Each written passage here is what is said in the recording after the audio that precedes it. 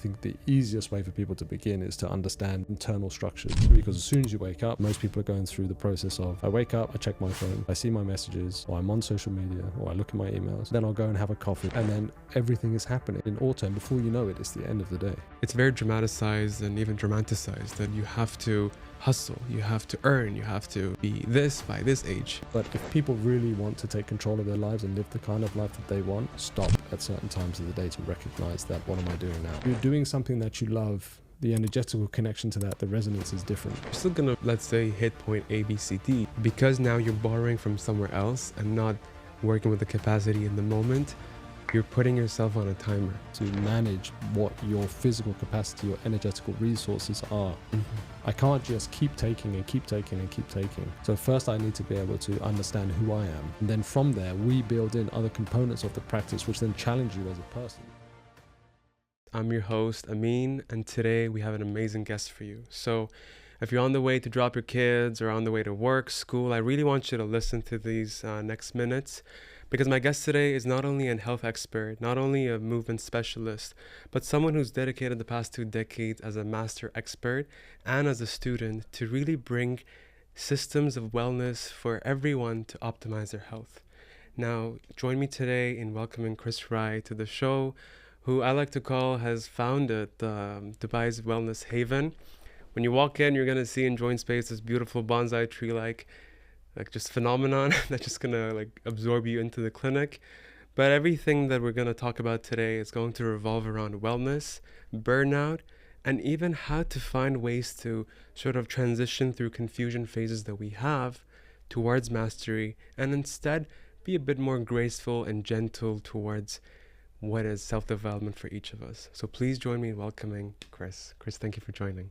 Pleasure to be here. Thank you for having me. Amazing. How you doing? Good. I'm excited to be here. Amazing. To be able to share what I can share with your community. Well, it honestly goes to the heart, and I appreciate it, and everyone here, even my co-host who's not here with us. So thank you. How's your morning been so far? So I drop my older son at school, then I come back to Joint Space and then get ready to come here this morning. Beautiful. I feel like even that aspect of dropping the kids off and preparing is almost can be meditative. I mean, that's the vibe I'm getting from you. Yeah, as long as the kids are cooperating in the morning. Yeah, as long as Phoenix is ready for his day. Yeah. Nice. And I know that you were celebrating this weekend, so also. Yes, it was my birthday a few days ago, which Happy was birthday. Yeah, thank you. Many years on this planet now. And it was also my youngest son. He was 1. Last week as well. So before he was born, I was sure that he was going to be born on my birthday, but he came a week ahead. Cool. Of the festive week in the Rai household. Exactly. Yeah. What you were just telling me about the morning routine reminded me of Studio Ghibli's Princess Monaco. Okay. If I'm saying the name right, there's this sort of like a godlike figure, and then when he walks, it's almost like he blesses the earth where he steps with green and plants sort of growing. And I feel like when we're in tune with ourselves, and it takes years of practice, I'm sure, but when we're in tune and we know how to manage our own energy and where we step into the atmosphere even of this, the ambience of this space itself, it almost can be of, I don't want to use fancy words, but blessing that space. Now, whether it's in terms of subconscious energy and antenna grabbing each other, but even through direct interaction, it's almost this transfer of energy. And I feel like, how's that been for you from back in the day of being a student of osteopathy to today being again a health expert? What has been the influence and impact of these habits that you've built for yourself? Do you see a clear difference? I mean, when I grew up, my household, my father, my mother, they came from a relatively industrialized background. So, growing up, we didn't really have we had religion, but not necessarily the type of perspective or concepts or belief structures, philosophy that I use now. And even in the beginning of my studies, it still took me a long time to be able to understand these concepts or these ideas, especially when it comes to energetical principles. And the practices that I have now have taken probably a good 15 years of curation over time to understand. Right. Because there's a lot of observational practices that we have to start with, and that usually starts with a physical understanding of who we are. But in terms of developing this feeling of energetical principles, or understanding the energy of the room, all of these ideas that a lot of people will talk about, especially today, there are many layers in which we have to try to develop those things. And I think the easiest way for people to begin is to understand their own internal structures, how their body moves, their understanding of who they are physically. So the beginning of my practice was very physical, very physical. And that started with sports, let's say. No understanding of energy or anything, but I knew my body very well, but I didn't know that was like my stage one. Then I was introduced to my first major teacher, which was Paul Chek. And he again is very much like very physical, but he has a very sort of, and especially his work today, very energetically orientated. And that was my first real introduction into seeing the idea of chi and the idea of endogenous, exogenous energy, developing energy within, and always compared to giving energy away. Right. And this was my first introduction to that process. And even then, I love the idea of it, but I couldn't make it stick in my life. And I think that's a lot of that is to do with the type of lives that with most of us are living. And the majority of the West, in my experience at least, certainly in the 80s, when I was born, early 80s, it wasn't necessarily particularly energetically orientated, but rather organized religion in that sense. So I think that takes a while to be able to cultivate that understanding. And I guess that's been more so for me in the last 10 years, 10, 12 years. You mentioned Qi, and as a self-defense practitioner, we have a lot of mindfulness breathing in our practice, like Niru martial art. But for the average listener and viewer who doesn't know perhaps what Qi is, they might have watched Kung Fu Panda 2 and then Repose trying to like immerse himself into the practice of the organic nature and flow of his surrounding. But before we delve into Qi, like someone might say, like, I got bills, and I don't want to go into the stereotypical way of viewing this, but all these different materialistic the consequences that we have to bear. I don't have time to meditate. I don't have time for like to look at my chi or to like assess my situation from a deeper lens. But instead, I can afford 5 minutes, 10 minutes a day to perhaps plant a seed that might grow 5 years from now. Where can we sort of build that opening into what chi can be, or the endogenous lens of how we can operate? Yeah, I mean, so I have this question all the time, you know, with patients that come and see me. And the first thing you have to do is always to understand where people are. Right. It's very important to meet people where they're at. So rather than setting grand ambitions in terms of, I'm going to do this, I'm going to change my life dramatically in order to be able to make some kind of change that I feel needs to be made, but realistically can only be made in small steps. Because first you have to feel it. Right. You have to understand that, oh, wow, actually I do feel a bit better after doing that. And that motivation alone is enough to give people the motivation to then add more, go deeper. Right.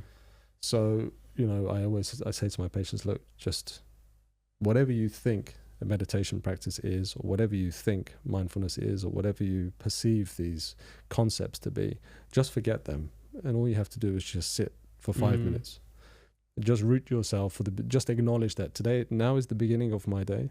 Because often what happens is we'll wake up and there is no marker for when my day begins. Because as soon as you wake up, most people are going through the process of, I wake up, I check my phone, I see my messages, or I'm on social media, or I look at my emails, then I'll go and have a coffee. And then everything is happening in auto, and before you know it, it's the end of the day. Right. And you haven't had a marker at the beginning, and you haven't had a marker at the end to acknowledge that now my day begins. I've rooted myself for the day. Right. I spent 5 minutes only just sitting still, close my eyes, and just breathe in and out.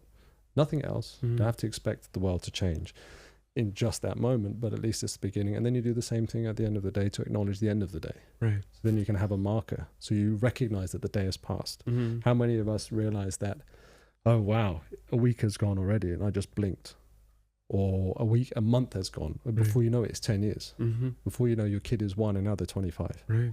And you haven't really segmented your time to acknowledge the passage of time. And you can do that nicely by very simple practices that maybe we can discuss later. This is so valuable because I, myself and everyone in my surrounding, oh, summer just went by. Was it not June yesterday? Or even myself, and like all these steps that we take 2 years ago, and it's just constantly on the grind and on the go. And part of the ADHD experience, we try to talk about grind culture, hustle culture, in terms of it's very dramatized and even dramatized that you have to hustle, you have to earn, you have to be this by this age, and it robs you of the beauty that, and again, I don't want to look at everything but the rose-hued glasses, but there is sort of grace and beauty in every moment, from the breath that we take to knowing that our parents are alive or whatever these things, also not to make it morbid.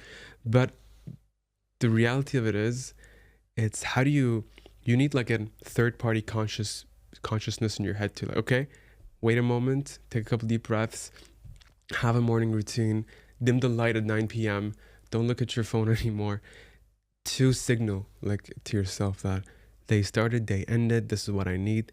Sort of, it's like a puzzle piece in terms of like playing Legos, where this goes, where that goes, and not just like building for height, but perhaps building for roots and the width of it. Yeah, and I think that if people, because, you know, especially in Western culture, everything is about productivity, you know, and in order to be more productive, you have to push yourself harder and harder and harder. And then ultimately nobody can continue that level of intensity over sustained periods of time.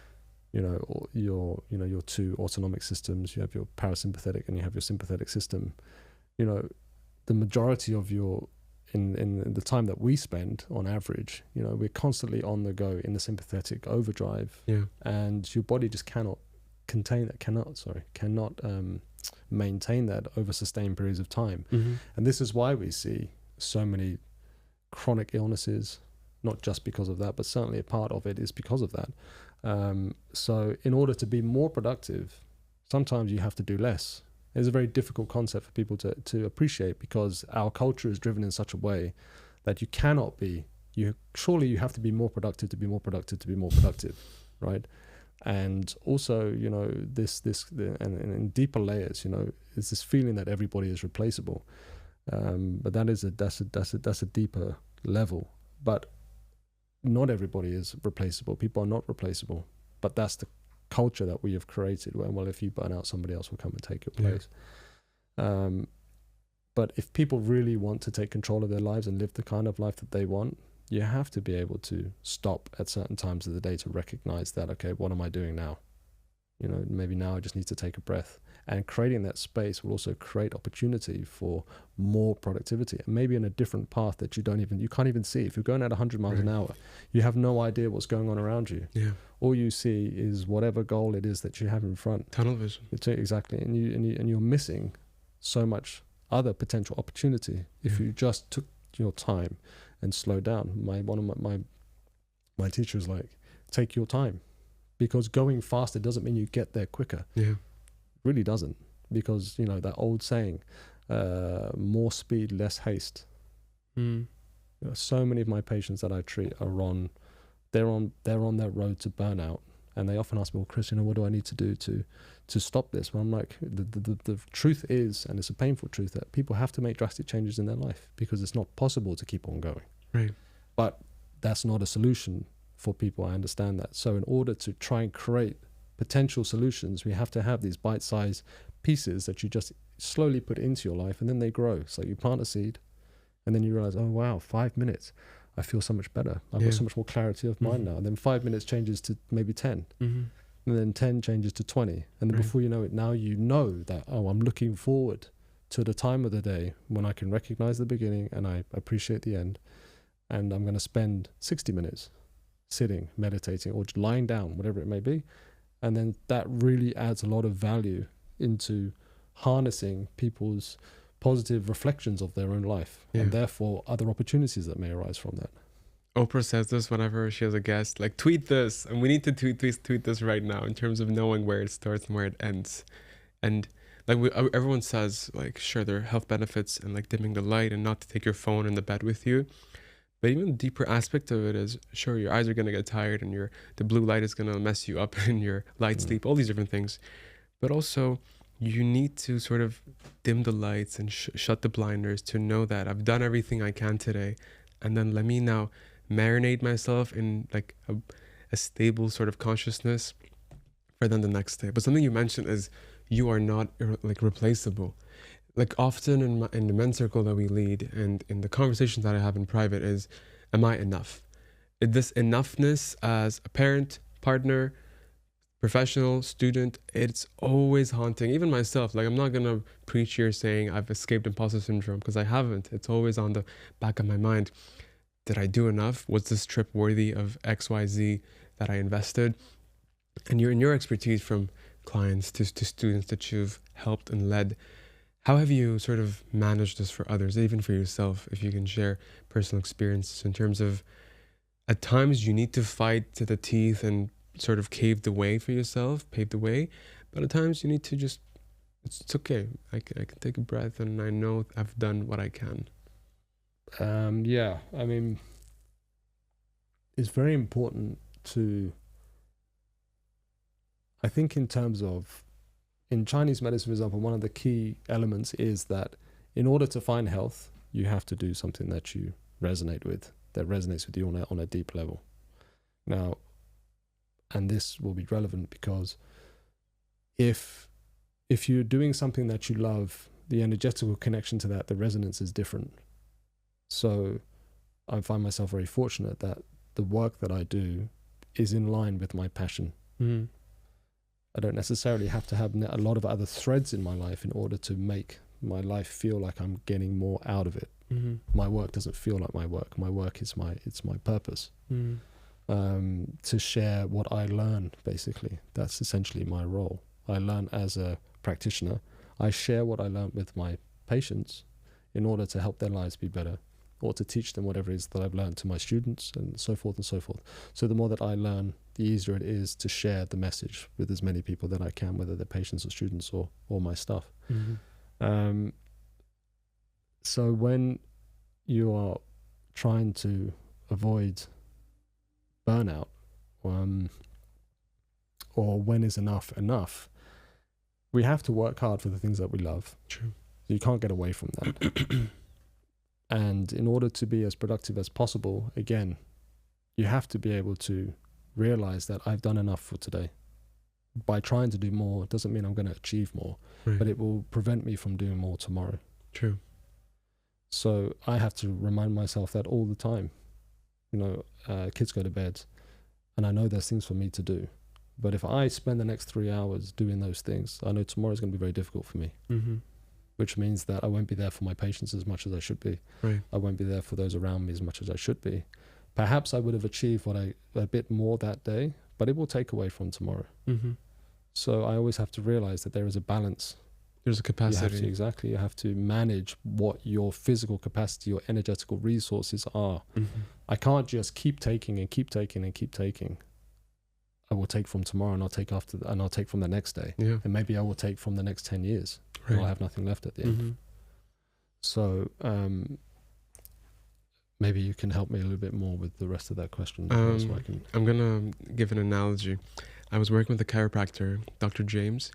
You might know him. Yeah. And this patient came in with back pain. And I know not everyone is interested in the physiology of it, but it might be useful.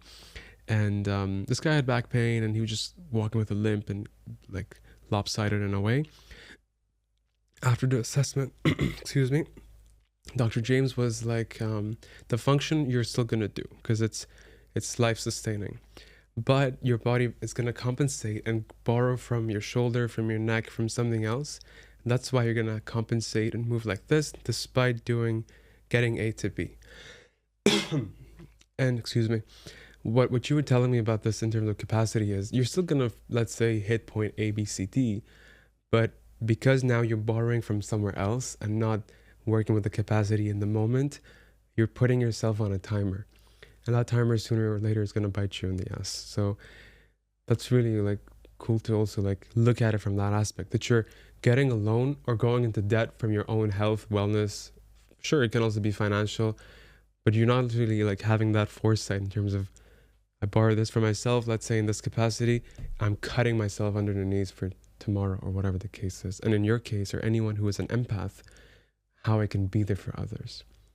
And also, recognizing that you have to nurture other elements of your life in order to be able to get to where it is you think you need to get to. Mm-hmm. So if I keep taking from tomorrow or taking from somebody else in order to facilitate whatever progress it is that I'm trying to make in whatever element of my life that we're discussing, again, it's the same thing. You either build other people up to help build yourself up, in which case that takes nurturing, takes nourishment, my partner, my wife. If I am neglecting other things in order to, it's not just in order, like this component of burnout and overworking and taking from tomorrow. Mm-hmm. You're not just taking from yourself, you're also taking from other people. Yeah. It's not just you. We're part of an ecosystem. So everybody that's in your life, and I'm guilty of this also, is it's a garden that needs nurturing. And it's not just about what I'm doing, but it's about what I do and the effect that it has on other people. Mm-hmm. So, the children, partner, family, friends, community, peers, fellow professionals, whatever it is. We have to always build each other up, nurture the garden, and then that makes everything flourish much easier. Mm-hmm. So in fact, you end up having a much more coherent strategy around you, which will only propel you forward faster also. Mm-hmm. Where does introspection start? And if you can even tell us from personal experience, from someone who's 18 and about to start college and doesn't know where to go, or someone who finishes a professional degree and about to start, or someone who's even needing a change to sort of bring their own tune and music to where they are. That introspection of the different stages, what tools do you need to go deep and then extract what you need to live, like to sort of bring it into your lived reality in the day-to-day? I mean, what I tell my students is that in order to be able to understand your environment, and the environment can vary. The environment can be yourself as an 18-year-old and the decision that you're making, whatever else. It can be somebody's finished school or whatever. But in order to be able to understand your environment, you have to understand yourself first, because everything emanates from at least as individuals. Mm-hmm. We are connected now opposite from the table. We're inside each other's energetical field. Mm-hmm. But ultimately, I'm still the source of my own energy to some degree. Mm-hmm. The universe has given me that energy, but it's emanating from me.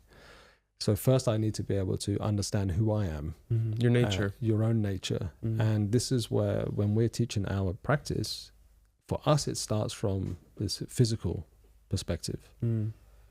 We start with our standing practice. The standing practice is understanding how you are when you're standing still. Mm-hmm. And that will teach you a lot about your personality. It will teach you, can I stand still for one? Right. Can I tolerate standing still for long periods of time? Because life is not about standing still. Remember, what's the saying? If you stand still, people will go past you. But actually, no, if you stand still, you can observe what other people are doing and learn from that. Right. So we have this standing practice, and then you see how you react to standing. Very basic component, but very powerful. Then you tune into, okay, my body weight centers, my head in relation to my thorax, in relation to my pelvis, in relation to my feet. Mm-hmm. And then what is the connection between them? Can I tune in? Do I really understand where my head is in space? Do I really understand what my thorax, my rib cage is in space in relation to my pelvis? Is it forward? Is it backwards? Is my weight shifted more to the right foot? Is it shifted more to the left foot?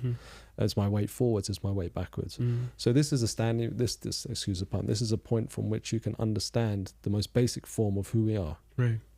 And then from there, we build in other components of the practice, which then challenge you as a person and see how you react to challenging situations, unpredictability, being uncomfortable in certain movement situations, in the sense of the drills that we give people to do. It gives you an indication of how you respond to stress, how you respond to unpredictability.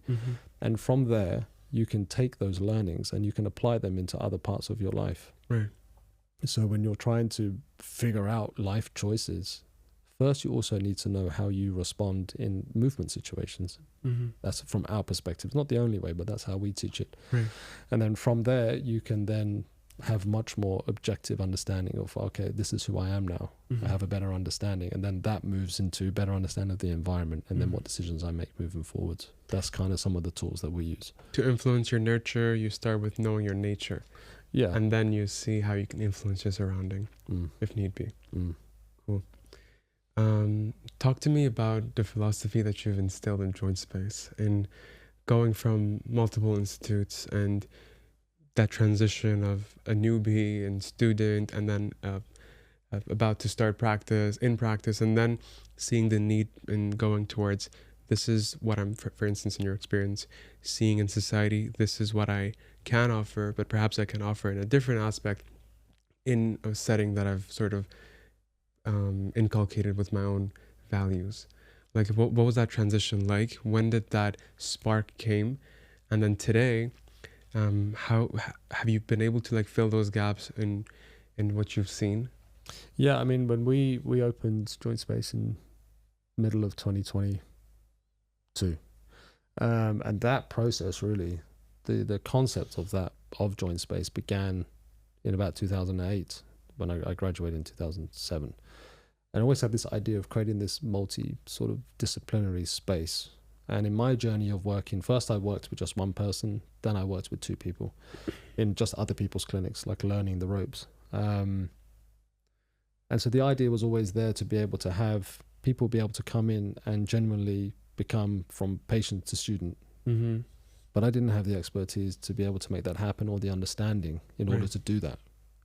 And if you look at a lot of clinics, a lot of people are trying to create that, but it's very difficult to do. And you end up having clinics that have multiple disciplines, but maybe not so much an ethos that brings all those disciplines together, or a journey that can bring those disciplines together. Mm-hmm. And in my life, I've always tried to have a very collaborative viewpoint in terms of how to create something. So Right. I like to work with lots of other people, especially people who can inspire me and teach me. Mm-hmm. So when the vision of Joint Space was opened, the idea is exactly that, from people to go from patients to students, so they really understand who they are, so they don't rely on individual clinical services, Mm-hmm. continually moving forwards, which is the perennial patient. Dependency. The back pain gets better, 6 months later you're back for the same problem, and it just continues and continues and continues. Yeah. Whereas what we were trying to do, and it's always a work in progress, is that somebody who comes in with back pain obviously has the same type of experience in terms of clinical experience, but we try to build in the next step into the gym space, into workshops, into our recovery space that's opening, into our naturopath, because, you know, let's say this person with back pain has digestive problems also. Mm-hmm. And then you see, you know, our naturopath, and she does different blood tests and genetic tests and figure out lots of interesting things. And now you have a whole recipe in order to truly find what health is supposed to be, or what it can be. And then that vision we try to bring in at every practitioner level. So we try to integrate everybody together so everybody's on the same page, and then find a flow within the space. So it's really, the aim of the space is to be a community space, to support the community. Of course, it's a business, but ultimately the business is there to serve the community, not the community to serve the business. True. And I really believe that as long as you just continue to provide the best environment that generally is caring to the community needs, and I see it all the time. I've been here for now 11 years, and it's no different here to anywhere else. We have the same issues. Then people will find what they need within Joint Space, not just Joint Space alone, but hopefully it will inspire other communities also to, you know, start doing something similar. To have that ripple effect. Exactly. Yeah. How much do you think data is important in the journey of being a student to then being dependent to being independent, to making those calls yourself based on the mastery that I learned from my therapist? For instance, yesterday was Apple Watch, Garmin, Whoop, and then there's always like something, the new Apple Watch, there's always like this new gadget that if you have this, you're going to be better tomorrow. And we're sort of bombarded with data. Like, HRV, is this or is it that? Of course, these are good indicators in green or red. Sure, these can direct you towards the path of wellness, but at the end of it, I feel like even it becomes, you lose yourself in terms of, do I have my gadget? Am I good enough again? What if I didn't sleep with it? And then it almost becomes this sort of distraction in terms of where you gotta go. So in terms of, how have you as a practitioner, and even like someone who's been on the receiving end of therapy, has maneuvered with how much should I rely on data? How much should I also like just let it naturally flow? I mean, I've always been an early adopter of technology. Took one of the first for the Whoop strap, one of the first for the Aura ring. Now I don't use any technology in that regard. the technology is helpful to give people an understanding of where they are, Right. because people are they find it so difficult to be able to observe their inner system that they need something external to be able to provide feedback, because they don't know how to understand their own feedback. Right. So if you're trying to look, depends what type of future we want. That's so important. Like, people are not looking at their own internal feedback and constantly We have it already. like It's there. yeah. The internal feedback is there. This is why I mentioned a few times now about observational practices. Yeah. Because observational practices is the only way you'll be able to nurture your own internal feedback and understand it and realize what it's telling you. Instead of now using a Whoop strap or an Apple Watch or an Oura Ring or whatever it may be to give you the same feedback. And all you'll end up doing, it's a learning mechanism, because you will start to associate how you feel with what the data is telling you, which in itself is biofeedback. It's telling you, and you'll begin to realize the connection between those emotions and that reality for what the device is telling you. But if you have the acuity to like see that, like if you relate that, if I sleep well, I feel X emotion. If you see that connection, good for you. But if you don't, and you just like get wrapped up in the data that I need to like hit green, then you're losing the point of what this is. Yeah, and I think society as a whole loses a lot of points on a lot of things, right? And we're in danger of becoming more and more technologically dependent, which doesn't really serve anybody ultimately. So I'm not a particular fan of these devices. I think that they are definitely have a usable function in terms of certain situations. I think that people should definitely not try. The average person should not try to be overly dependent on them, right? Because if you're an elite athlete who's preparing for the Olympics, I understand, because you need to squeeze every single percentage in order to be able to be better than the rest of your group. But even then, those people also should be working on internal feedback. So people should look at tech as an opportunity to learn more about themselves, but not to become dependent on those things. And in fact, they should also have periods of time not using it. I wear like the most basic Casio watch. I don't want Bluetooth capacity. I don't want to be told every time my phone rings that's who's ringing me or who's messaged me or who's emailing me. Because that comes back to the original point that we were discussing, that there is no way that you can concentrate on things when constantly you're being diverted. Your attention is being fractured and diverted everywhere. You know that you're going to look at your phone at a certain time, and I know that I'm going to see what I need to see on that email or that WhatsApp message or whatever it is, and I know that now no one can reach me unless I decide to be reached, rather than being constantly bombarded with alerts and whatever else. Even on my phone, I turn all alerts off except for certain people, because I know that in order for me to be as productive as possible, I need to be able to center myself during the day, and I can't do that if I'm constantly distracted with notifications and whatever else that's going on. The average person perhaps would come to you and say, but Kris, I don't have time for this. I need to get to tomorrow and I need to accomplish everything on the list. Otherwise, X will not happen. I won't get the partner. I won't get the love of my life. I won't get the dream job that I've always been bombarded by my father, and I can't walk in his steps, and I don't have time for this. I need to get on with it, get a quick 45-minute workout at, let's say, these brands, I'm not going to name them, but I was about to, but it's always about on the go. Let me get that smoothie shake. Let me get that 45-minute HIIT workout and then move on, because I don't have time to stop. And then what happens? Like David Goggins, like the most extreme athlete perhaps, talks about this in Can't Hurt Me, where perhaps after like what's it called? The one in California. It's not coming to me, but it's a 135 miler. Yeah, the ultra. And it'll come. But then he can't do it anymore because he has lumps in his body. Why? Because he's overtrained and overworked, and after 2 decades of extreme training. What I'm trying to say is, what do you tell to that average person, whether a client, whether a friend, in terms of, I need to get this, but then reality is they can't afford it. So everybody has goals, and like I said at the beginning, you have to try and meet people where they're at. You don't want to take people's dreams away from them, and you want to help people achieve what it is that they're trying to achieve. Now, if they know what it is that they're trying to achieve, I'm sure there are more efficient ways to achieve what it is they think they need to achieve. So I know there's only so much that you can do in a day, right? And if you go back to the concept of taking today to steal from tomorrow, we can't escape that fact. It's coming for all of us. That is so beautiful. Like you're So borrowing from tomorrow. you can't continue that cycle. So somebody who says, I need to do this, I need to do this, I'm like, okay, I understand. But in the end, you can continue to do that. Mm-hmm. But there is potential for certain things to be a knock-on effect because of that. Yeah. So we have to make a decision. What is it that you want? Now, all of us can be more efficient at how we're managing our training. Look, if somebody is training intense 5 days a week and they want to continue, then ultimately they're going to be back in my room with injuries. And then that's going to stop you for how long? Or you're going to have adrenal problems. That will stop you for how long? Yeah. Or you can't sleep because you're training too late at night because of the light. Mm-hmm. And then what's going to happen from there? So you can the inevitable. There's a sense of inevitability in terms of what the outcome is going to be. Yeah. So I think that when we're looking at, I need to do this, I need to do that. I mean, it's an impossible situation, because how do you manage if somebody has such high expectations of themselves, which is fair.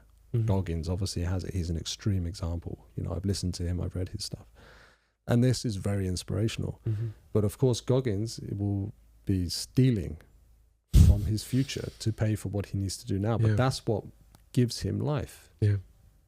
Right. So he's made a decision. He knows that.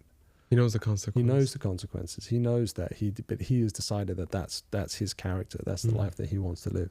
So people also need to know that, are they prepared for the consequences of deciding to be in a certain way, or understand the reasons why they are that way. Yeah. And maybe there are things that have to be addressed in order for those desires or those unfettered ambitions, like where are they coming from? Mm-hmm. Are they reasonable? Right.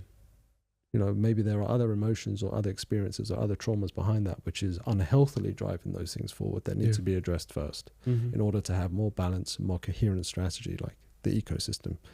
If I don't water the garden, it will die. Yeah.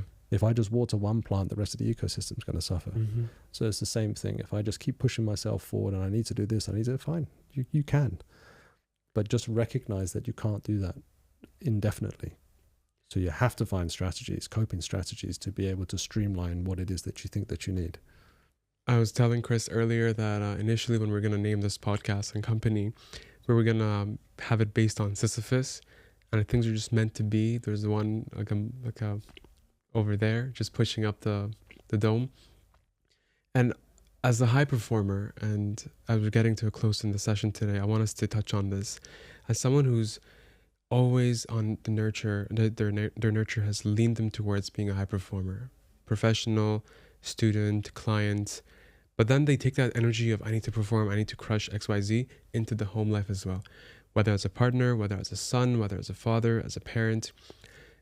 Sure, maybe in the outside before you walk into the house, you need to be that high performer, dog eat dog world, let's say, even though that's not healthy. But some people, especially young men who become parents, for instance, they can't sort of distinguish that contrast and take that load and energy into the home life as well. Not to say perhaps it won't really be a detriment to their partner or to their child, but it will be a detriment to themselves and like denying themselves like that access into the present, if that makes sense. For instance, sitting in a moment with one's, I can say nephew or niece, because I'm not a parent, but then you're thinking of, are they happy? Are they healthy? Are they enjoying the moment? Can I do more? Can I do less? How do you distinguish between where to perform, where to put the brakes on and just live more truthfully? In life in general, or with family? With roles that we have, and where some place we need to be that person, but another place we need to know how to like transition into a different role. Yeah. So I guess again, this comes back to what it is that what is it that I want from different avenues of my life.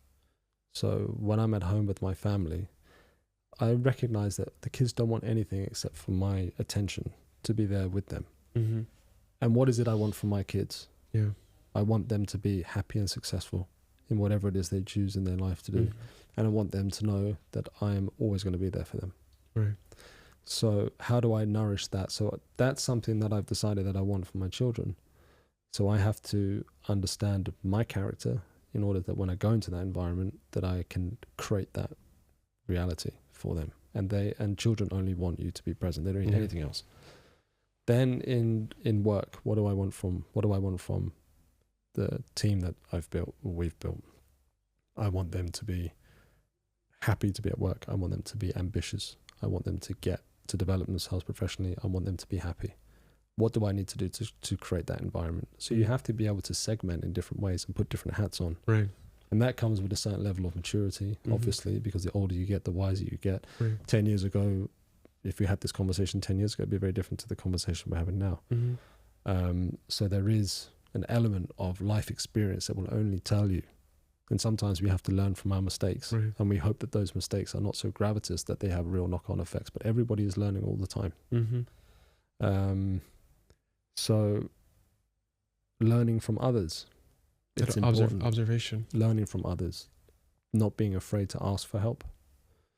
You know, I have different teachers for different things who I will lean on to help me. And that is a recognition of realizing that I have my own limitations as a man, as a human, as a father, as a leader, inverted commas, of the rest of my team and in the community and in the field that I'm in. To always know that there is somebody who knows more than me. Right. And seeking those people out for support. And that doesn't always have to be, it can be your group. That's why men's groups are so important. That's why initiation for men is so important. And it doesn't happen in Western culture. Right. So you end up having men who are still boys, behaving, looking like men, but not behaving like men, because we've taken that out of our culture. So there's lots of, you know, support structures that we have to look for to be able to know what we should do at certain times, because we don't have all the answers. Yeah, I hear you. And I'm sure everyone else hearing this can really benefit from the wise words that you're sharing today, because everything that's being shared today, there's 4 decades and 2 decades of professional practice behind it. But what really struck out to me was you're not irreplaceable, and also know the biomarkers or feedback for when the day starts, when the day ends. That's so crucial in terms of us having sort of a time frame of what we can dedicate and where we can dedicate it, and not constantly letting it like encapsulate every moment in our day to day. Now, as our session is coming to a close, I know you're a meditation and expert, I would say, or whatever you want to, the title you think best captures that. But if you could sort of, in addition to everything we've discussed today so far, if we can have like a breathing practice or breathing technique, for instance, like that's close to 5 minutes-ish, that they can, whoever's listening or watching, can utilize in their day-to-day. In that 5 minute, let's say that we can afford, okay, I can, when I wake up and put the blanket or put it away, I have 5 minutes, Kris. What can I learn from you that can gradually have the ripple effect on me, on my partner, on my kid, on my neighbor?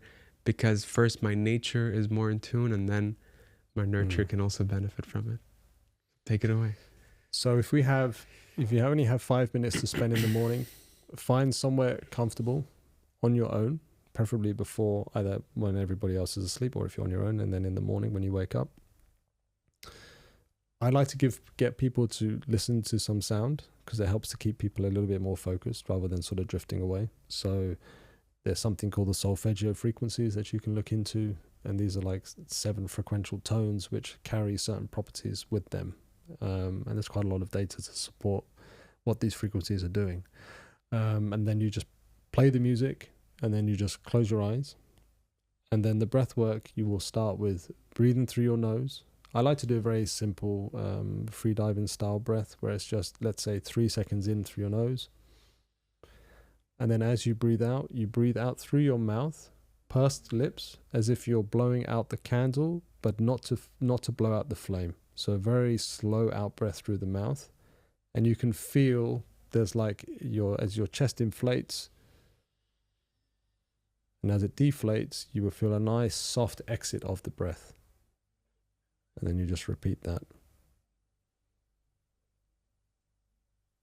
Once you've been through, let's say, 12 to 15 repetitions of the in-breath and the out-breath, you can start to use sound. Now, the sound doesn't have to be very advanced. You can just use a sound. So as you breathe in, 1, 2, 3, then you would go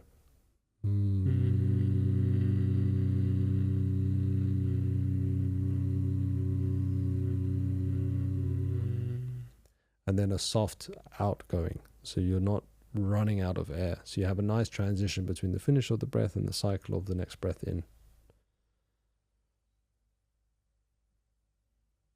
And then when you work with the sound gives you, it creates something different. It creates a different vibration. You're adding an extra vibratory tone on top of the breath, which then can ripple and have resonance. So that's why it's nice to use sound. And depending, if you're that way inclined, different chakras, energy centers will have different sounds. And even if you don't believe in chakras, the different sounds themselves will have a slightly different effect on your body. You'll feel it in a different way. All right, so again, take one breath in. Then on the breath out.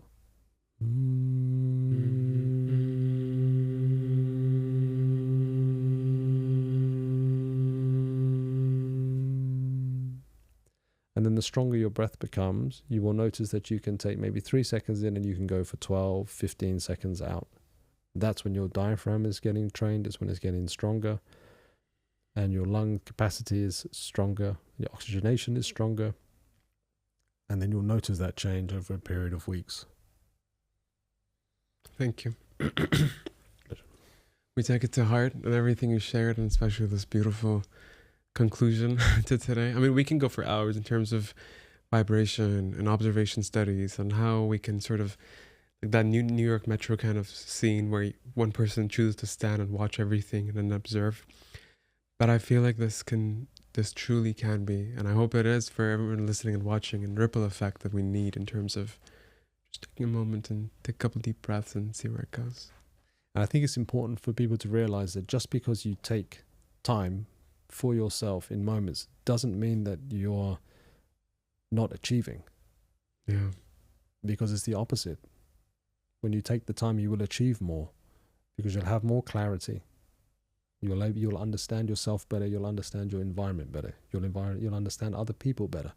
Therefore, your decision making will be better. Mm-hmm. So taking time is not slowing you down. It's actually helping you move forward faster. And I think that's an important thing for people to remember. For those of us in Dubai who want to learn more from your services, your workshop, your practice, your story, digital and in person, where can we find you, Kris? So you'll find me in Joint Space almost every day. We're based in Al Sakal Avenue. We have a great team there, all offering different things.